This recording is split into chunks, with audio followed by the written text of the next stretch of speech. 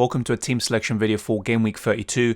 But before we get into all of that and how my team is lining up and the potential triple captaincy that is going to be played, Game Week 31, a little recap. This is the first week of my wildcard and pretty decent, but could have been better. I went from around 106k to 97k, so a very small green arrow, but obviously happy with that nonetheless. I'm on 1,969 points and just hoping to break the 2,000 point mark and beyond and start to push up the ranks as we go on to the rest of the season. But I look at my players and I'm very happy with it. I wouldn't change too much on a wild card, although there are certain players that I did have in a draft video who I don't have, and obviously I would rather have them now than not, but it is what it is. Mendy in goal and Rudiger, I mean, this is also something that stems to UCL fantasy. It's like whenever I have Chelsea defenders, they just don't keep a clean sheet now. And it is disappointing, but it is what it is. I do have Mendy and I do have Rudiger, 4 points overall, but they did win 4-1. But yeah, Chelsea just conceding that late goal, and hopefully it doesn't become a habit. It happened in the Champions League as well with Porto, where they scored in the 94th minute. And it is disappointing, but I do expect some clean sheets down the road. I think a triple up in defence in FPL anyway is a bit excessive. Double, I mean, so far not paying off for me, but hopefully in the future it does. Connor Cody did actually come off my bench because Diaz didn't play, so pretty happy with that. And that's something that I was suspecting, that Diaz might not play, and so Cody as a first sub is, the guy to come on, and he did pretty well. He was on the bonus points at one point, but didn't end up happening. But 6 points is better than nothing. I'll take that. This is where kind of one of the decisions where I wish I went the other way, and it involves Phillips and Sterling. So I did have Trent Alexander-Arnold and I did have, I think, Son. I think that's the two that I had. But in the end, I went with Phillips and Sterling captain.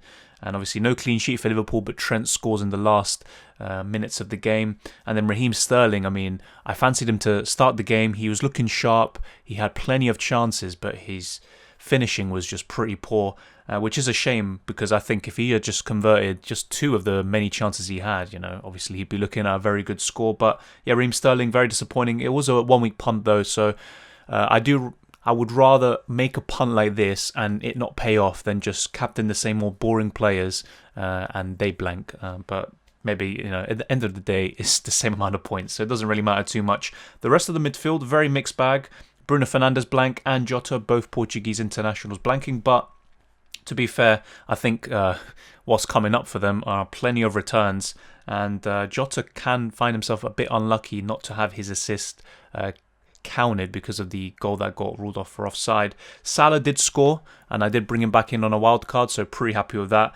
And he is now the joint top scorer in the Premier League along with Harry Kane, so I think both of them will be going for the golden boot. I'd be surprised if someone else were to win it.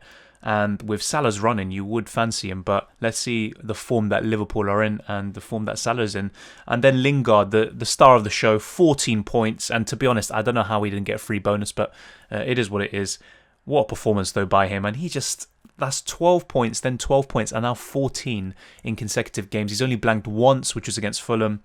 This guy is just the real deal, and a lot of people were telling me, why get Lingard? He's got Leicester, and no Antonio, it means he's not really going to do well. But it's just the form he's in. It's very hard to go against him, and I just thought it was a bit of a no-brainer, and he's done very well. Obviously, some people opted for the likes of Pedro Neto.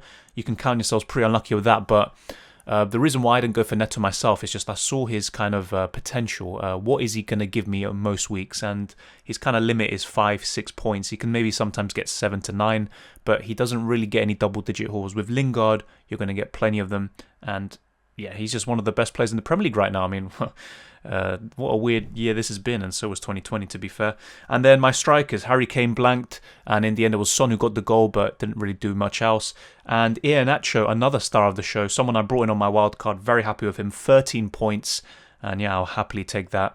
And I was really bringing him in for the future game weeks. I actually was considering benching him for this week against West Ham, but in the end I played him and I was like, you know what, if Leicester do score, I do back him to be part of it, and he was. And a lot of people were actually talking about how poor he was in the first half. He was constantly giving the ball away. His overall performance was just not up to standard. But then towards the dying embers of the game, he scores 2 goals and he gets 4 bonus points. So what a performance by Iheanacho in the end. And as for my bench, yeah, Diaz didn't play. Forster got 2 points. I mean, wow, what a performance by West Brom. 3-0 against Southampton. Vidra did actually get a goal and I think a bonus point on my bench. And I was actually thinking, maybe I should have benched Iheanacho in the end, but you know what? Not too bothered by that in the end. Who would I have benched him for? I mean, I look at my team. I wouldn't have benched Lingard, Sterling, no. I mean, just no one really. But Vidra could be a good budget option in the future, although in a few weeks' time I do think I'm going to still move him on to Bamford, but we'll wait and see. And Luke Shaw with only 1 point, but he actually played pretty well in that game against Spurs. Got the yellow card and conceded a goal, but it doesn't really matter. Moving on to Game Week 32 though, this is where the fun begins, as a wise man once said. And Mendy in goal.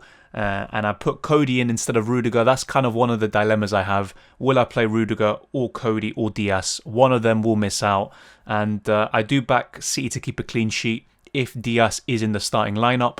And if he doesn't play, then he shouldn't come on at all, which is going to be fine. Grealish is probably back around the 25th of April, which is after this game against Manchester City. Then I've got Connor Cody at home to Sheffield United. I mean, they looked so poor against Arsenal, and I'm not really surprised. They just didn't offer any threat whatsoever. And then Luke Shaw at home to Burnley. I think he has the attacking potential. He can keep a clean sheet and he can get some bonus points. So yeah, Luke Shaw is definitely one to look out for and one that I definitely want to start. And then I look at my midfield. I have brought in Heung-min Son. It was always the plan to bring in Son again for Sterling for this double game week. He could even be triple captain or captain. I think he's still a fantastic option. You can't overlook him and just focus on Harry Kane. Son is still a very good asset. Then the rest of my midfield looks very solid. Jota and Salah against Leeds, although if they perform like they did against Manchester City, they could be a tough nut to crack. And defensively, they've been much better since Diego Llorente has been moved at centre-back. I think he was injured for the whole season, but he's there now. And Leeds look much better defensively, although they did concede, 30 shots against Manchester City? Yeah, on another day, I don't think they would have won 2-1, but it did happen. Bruno Fernandes at home to Burnley. Yeah, he's also another one that if it wasn't for the double game week for Son and Kane, I think Bruno would be a standout captaincy option. Same with Salah. Lingard away to Newcastle. I mean, to be honest, at this point in time, I think we have to seriously consider Lingard as one of the best captaincy options. He's the most informed player in the Premier League. He's surely going to win Player of the Month. And he faces a Newcastle side who, to be fair, they're showing fight, they're showing quality in the last few games, but defensively they're still poor and they can be gotten at. And you would fancy West Ham to score a few past them. Iheanacho at home to West Brom. To be fair, yet another one who can be a very, very good punt against West Brom. Even if you don't have him already, just for the next few fixtures, bring him in and he can do the business for you. And Harry Kane, his effective ownership could be close to 200%. Who knows what it's going to be in the end.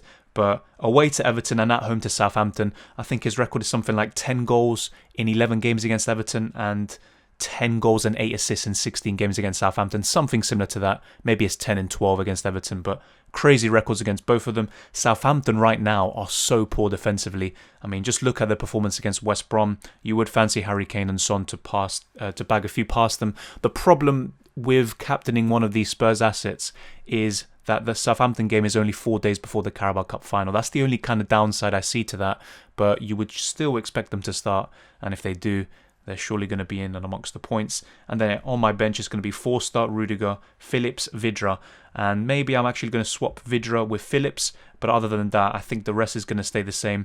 Then it's just a question of whether it's Rudiger versus Cody or Diaz. One of them is going to miss out, but other than that, the team is firmly locked in. And in terms of triple captaincy, are there going to be other opportunities to use it? Yeah, game week 35 when there's going to be a double potentially.